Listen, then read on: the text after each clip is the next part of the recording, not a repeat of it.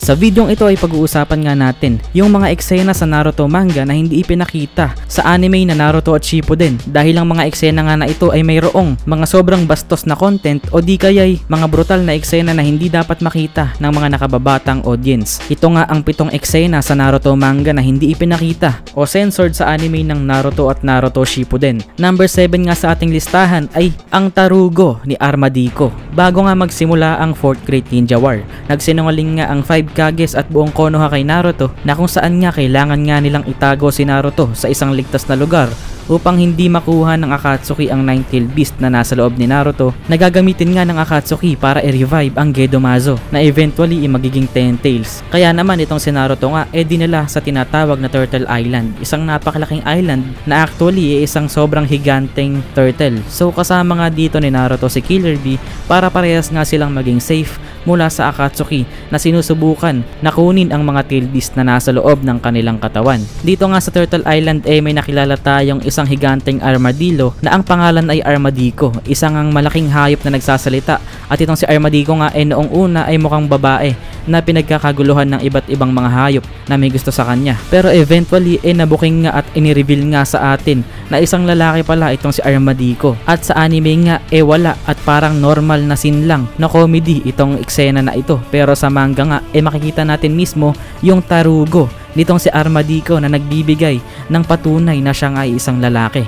At hindi nga ito ipinakita sa anime dahil censored nga ito at accessible lamang na makita ito sa uncensored version ng episode 254 ng anime. At sa manga nga ay chapter 513 yan. Number 6 naman sa ating listahan ay ang Kurama Middle Finger. Yes guys, namamakyo nga itong si Kurama sa manga. Noong 4th Great Ninja War, may scene nga doon na matapos ngang talunin ng Team 7 si Kaguya, nagpulong nga ang lahat ng tail beast o mga biju kasama ang Sage of Six Paths. Dito nga nagtanungan ang mga tail beasts kung ano na ang gagawin nila sa kanilang mga buhay ngayong tapos na nga ang digmaan.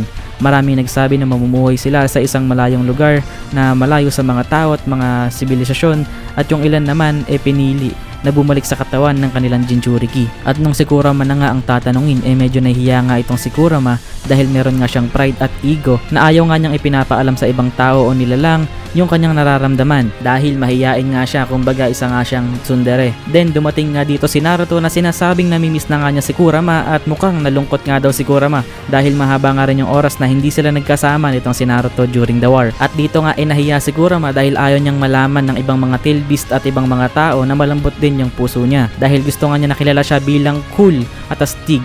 Sa anime nga normal lang na comedy scene ito na isang wholesome moment lamang, pero iba nga yung nangyari dito sa manga version dahil dito nga sa manga makikita nga natin dito si Kurama na itinutok yung kanyang middle finger kay Naruto, at ito nga ay hindi ipinakita sa anime dahil hindi nga ito maganda para sa mga batang viewers ng Naruto, kaya ito itinanggal. Ang panglima naman sa ating listahan yung censored broken bones ni Sasuke sa original Naruto series o season 1 ng Naruto.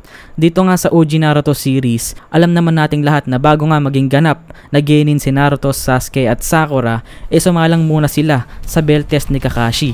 Dito nga sa bell test na ito ginamitan ni Kakashi ng genjutsu si Sakura, na kung saan makikita nga niya na sobrang duguan at mamamatay na itong si Sasuke dahil puno nga ng saksak ang katawan dito ni Sasuke. Sa anime nga normal gore lang na hindi masyadong brutal tignan yung itsura ng pagkakasaksak dito kay Sasuke at mga sugat niya at mga dugo. Pero dito nga sa manga version sobrang detalyado nga nung itsura dito ni Sasuke. Kitang kita talaga yung details dito sa mga kunai at shuriken na bumaon sa katawan ni Sasuke, at bukod pa nga dyan makikita nga naputol yung kaliwang braso dito ni Sasuke, at pati nga yung kaliwang leg o paa niya baling-bali at twisted, at sobrang creepy nga nito tignan. Di nga yun ipinakita sa anime dahil masyadong ang goric at brutal yung scene na ito para makita ng mga batang viewers, kaya sa anime hindi nila ipinakita yung brutality nitong nangyari dito kay Sasuke sa isang genjutsu. Moving on, ang number 4 ay ang barag na ribs ni Sasuke sa laban niya against Killer Bee. Sa anime nga naglaban si Killer Bee at Sasuke. Nalayunin nga ni Sasuke at grupo niyang heavy na kunin ng tail beast na nasa loob ni Killer Bee para i-deliver sa Akatsuki. Sa laban nga ni Killer Bee at Sasuke satisfying naman at maganda yung naging animation dito sa anime. Pero may kulang nga dito. Medyo plain tignan yung mga blow na suntok dito ni Killer Bee na ginawa niya gamit yung Tail Beast Chakra or Chakra Cloak sa pag-atake niya kay Sasuke. At may kulang nga dito. Sa manga nga Ini-indicate talaga dito yung broken ribs ni Sasuke. Durog nga yung chest dito ni Sasuke at tanggal-tanggal nga yung ribs at labas yung laman niya. Pero hindi nga ito ipinakita sa anime because of the same reason na brutal nga masyado at hindi appropriate sa mga viewers na usually mga bata o teens. Number 3 naman sa ating listahan ay yung Manji o swastika symbol sa noon ng branch family ng Hyuga clan tulad ni Neji Hyuga. Sa anime nga ay may dalawang klase ng Hyuga clan, ang main family at ang branch family. Si Neji nga ay miyembro ng branch family at ang mga miyembro nga ng branch family ay may simbolo sa kanilang noo na ini-indicate na sila nga ay mula sa branch family.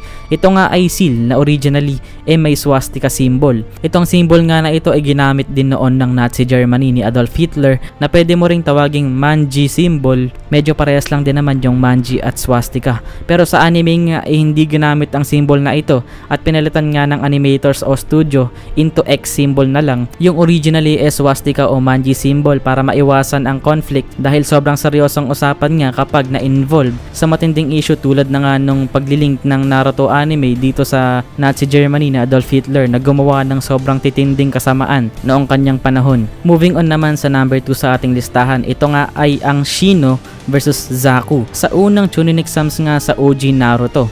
Si Shino Aburame nga ay may makakalaban na isang ninja na nagngangalang Zaku Abumi na isang ninja mula sa Otogakurai o Hidden Sound Village. Sa laban na ito ay iisipin nga lang ang nangyari para kay Shino. Pero may kulang o may kakaiba nga sa eksena na ito na meron sa manga pero hindi ipinakita sa anime. Dito nga sa anime ay natalo nga si Zaku pero hindi pinakita kung ano talaga yung tunay na nangyari sa kanyang katawan, na kung saan makikita nga natin sa manga ito nga yung pagiging putol ng parehong braso ni Zaku dahil sumabog nga yung kanyang chakra pathways sa loob ng kanyang braso. Sanhi nga ng pagharang ni Shino sa mga pathways gamit yung kanyang insekto na nakapasok nga sa katawan ni Zaku. Sa sobrang brutal nga ng eksena na ito sa manga, kahit nga ang team leader ni Shino na si Kurenai Sensei nanginig sa takot sa nasaksihan niya na ginawa ni Shino. At moving on sa number 1, ito nga ay walang iba kundi si Orochimaru. Si Orochimaru nga ay kilala dahil sa pagiging brutal niya sa mga ginagawa niyang eksperimento sa mga ninja, sa mga bata at marami pang iba.